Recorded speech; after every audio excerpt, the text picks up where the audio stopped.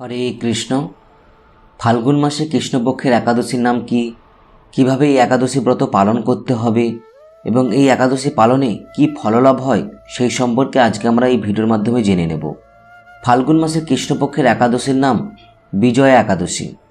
আমাদের এই বিজয়া একাদশী ব্রত পালন করতে হবে বাংলায় 23শে ফাল্গুন এবং ইংরেজিতে 7ই মার্চ বৃহস্পতিবার দিন।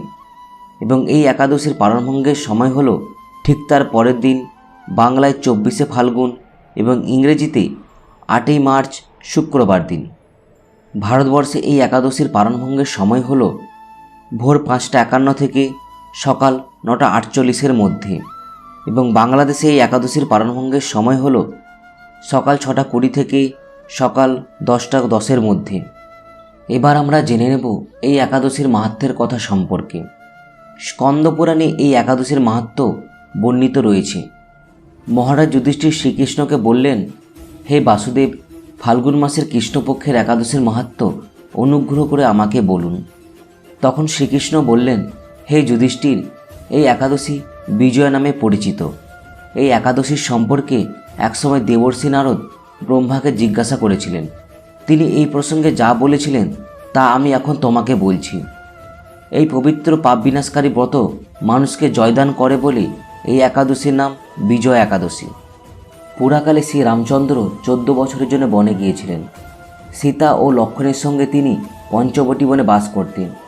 সেই সময় লঙ্কাপতি রাবণ দেবী সীতাকে হরণ করেছিলেন। সীতার অনুসন্ধানে রামচন্দ্র চতুর্দিকে ভ্রমণ করতে থাকেন। তখন মিত্রপ্রায় জটায়ুর সাথে তার সাক্ষাৎ হয়। জটায়ু রাবণের সীতাহরণের সময় সমস্ত বৃত্তান্ত ঘটনাগুলি রামচন্দ্রকে জানিয়েছিলেন এবং তারপর তিনি মৃত্যুবরণ করেছিলেন। এরপর রামচন্দ্র সীতা উদ্ধারের জন্য বানররাজ সুগ্রীবের সাথে বন্ধুত্ব স্থাপন করেন। ভগবান রামচন্দ্রের কৃপায় হনুমান লঙ্কায় গমন করেন। সেখানে তিনি অশোক বনে যান এবং সীতা দেবীকে দর্শন করেন এবং রামচন্দ্র যে আংটিটি হনুমানকে দিয়েছিল সেই আংটিটি সীতাকে দিয়ে আসেন। ফিরে এসে রামচন্দ্রের কাছে লঙ্কায় সমস্ত ঘটনাটি তিনি বলেছিলেন। হনুমানের কথা শুনে রামচন্দ্র সুগ্রীবের পরামর্শে সমুদ্র তীরে যান। সেই সমস্ত দুস্তর সমুদ্র দেখে রামচন্দ্র লক্ষ্মণকে বললেন, হে লক্ষ্মণ, কিভাবে এই অগাধ সমুদ্র পার হওয়া যায় তার কোনো উপায় আমি খুঁজে পাচ্ছি না। উত্তরে লক্ষ্মণ বললেন, হে পুরুষোত্তম, সর্বজ্ঞাতা আদিদেব আপনি, আপনাকে আমি কি উপদেশ দেব? তবে বগদালভ্য নামে এক মুনি এই দ্বীপে বাস করে। এখান থেকে 4 মাইল দূরে তার আশ্রম রয়েছে। হে রাঘব, আপনি সেই প্রাচীন ঋষিশ্রেষ্ঠকে এর উপায় জিজ্ঞাসা করুন। লক্ষ্মণের মনোরম কথা শুনে তারা সেই মহামুনির আশ্রমে উপনীত হল। ভগবান রামচন্দ্র ভক্তরাজ সেই মুনিকে প্রণাম করলেন। মুনিবর রামচন্দ্রকে পুরাণ পুরুষ বলে জানতে পারলেন। আনন্দ ভরে জিজ্ঞাসা করলেন, হে রামচন্দ্র, কি কারণে আপনি আমার কাছে এসেছেন তা কৃপা করে বলুন। রামচন্দ্র বললেন, হে মুনিবর, আপনার কৃপায় সৈন্যসহ আপনি সেই সমুদ্র তীর উপস্থিত হয়েছি। রাক্ষসরাজে লঙ্কা বিজয় করাই হলো আমার একমাত্র উদ্দেশ্য। যাতে এই ভয়ঙ্কর সমুদ্র উত্তীর্ণ হতে পারি তার উপায় জানবার জন্য আপনার কাছে এসেছি। মুনিবর প্রসন্ন চিত্তে পদ্মলোচন ভগবান শ্রী রামচন্দ্রকে বললেন, হে রাম, আপনার অবিশ্ব সিদ্ধির জন্য যে শ্রেষ্ঠ ব্রতটি করণীয় আমি তা আপনাকে বলছি। ফাল্গুন মাসের কৃষ্ণপক্ষের বিজয় নামক একাদশী ব্রত পালনে আপনার নিশ্চয়ই সৈন্যসহ সমুদ্র পার হতে পারবেন। এই ব্রতের বিধি শ্রবণ করুন। বিজয় লাভের জন্য দশমীর দিন সোনা, রূপা, তামা অথবা মাটির কলস সংগ্রহ করে তাতে জল এবং আম পাতা দিয়ে সুগন্ধি চন্দনে সাজিয়ে তার উপর সোনার নারায়ণ মূর্তি স্থাপন করুন। একাদশীর দিন যথাবিধি প্রাতঃস্নান করে কলসের গলায় মালা চন্দন পরিয়ে উপযুক্ত স্থানে নারকেল এবং সুপারি দিয়ে পূজা করুন। এরপর গন্ধ, পুষ্প, তুলসী, ধূপদীপ, নৈবেদ্য ইত্যাদি দিয়ে পরম ভক্তি সহকারে নারায়ণের পূজা করে হরিকথা কীর্তনে সমস্ত দিন যাপন করুন। রাত্রি জাগরণ করে অখণ্ড ঘি প্রদীপ প্রজ্বলিত রাখবেন।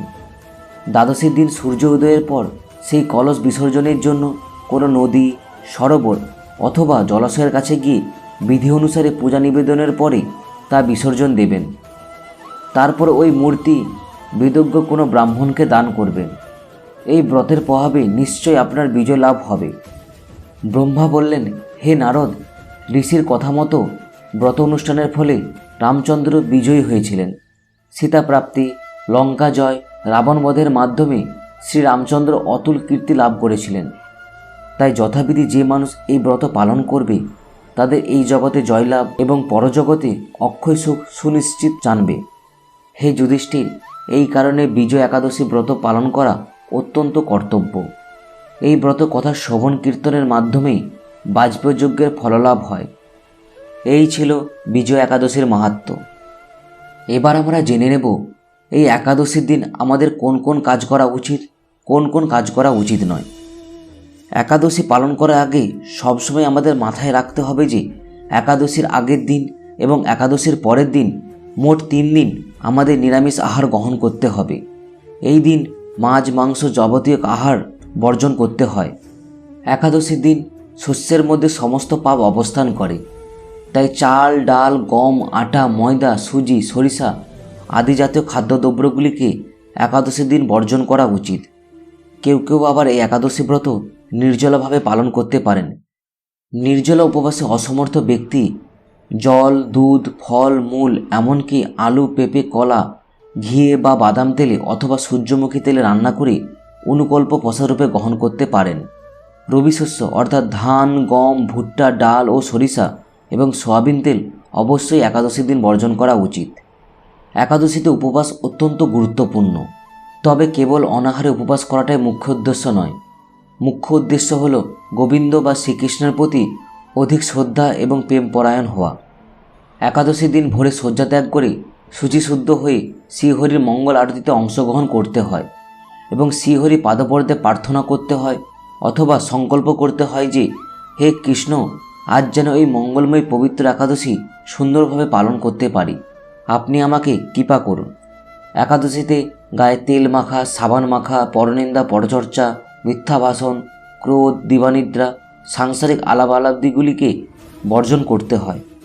এই একাদশীর দিন চুল কাটা, গোঁফ কাটা, নখ কাটা প্রভৃতি ক্ষৌর কর্মাদিগুলিকে বর্জন করতে হয়।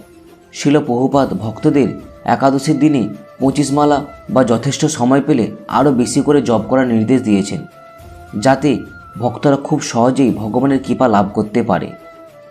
কখনো বা কোনো কারণে দৈববশত যদি কখনো একাদশী ভঙ্গ হয়ে যায়, তবে ক্ষমা ভিক্ষা করে পুনরায় একাদশী ব্রত পালন করতে পারেন। গঙ্গা স্নানে যেমন সবার অধিকার আছে, তেমনি একাদশী ব্রতের অধিকারও সকলেরই রয়েছে। শাস্ত্রে বিধবা, সধবা সকলের জন্যই একাদশীর ব্রত পালনের নির্দেশ দেওয়া হয়েছে। যারা সধবার একাদশী পছন্দ করেন না, শাস্ত্রে তাদের বিষ্ণুদ্রোহী বলা হয়। একাদশীর দিন ভগবানের জন্য ডাল, সবজি, ভাত সব কিছু রান্না করা যেতে পারে, কিন্তু সেই দিন এই প্রসাদগুলিকে গ্রহণ করা চলে না। আপনি রেখে দিতে পারেন, পরের দিন এই প্রসাদগুলিকে গ্রহণ করতে পারেন। অনেকের মনে প্রশ্ন হতে পারে, একাদশী কী, কীভাবে একাদশী দেবী সৃষ্টি হয়েছিল, শস্যের মধ্যে কেন পাপ পুরুষ থাকে, এইসব সম্পর্কে আমি আগে থেকে একটি ভিডিও তৈরি করে রেখেছি। ভিডিওর লিঙ্কটি ডেসক্রিপশনে দিয়ে দেবো, নয়তো ভিডিও শেষে দিয়ে দেবো, আপনারা ভিডিওটি দেখে নিতে পারেন। যারা একাদশী ব্রত পালন করতে ইচ্ছুক তাদেরকে এই ভিডিওটি অবশ্যই শেয়ার করুন এবং একাদশী পালনে তাদের উদ্বুদ্ধ করুন। আপনারাও একাদশী ব্রত পালন করুন, অন্যদের একাদশী ব্রত পালনে উৎসাহিত করুন। নিজেরও মঙ্গল করুন, অপরেরও মঙ্গল করুন। আজকের ভিডিও এই পর্যন্ত।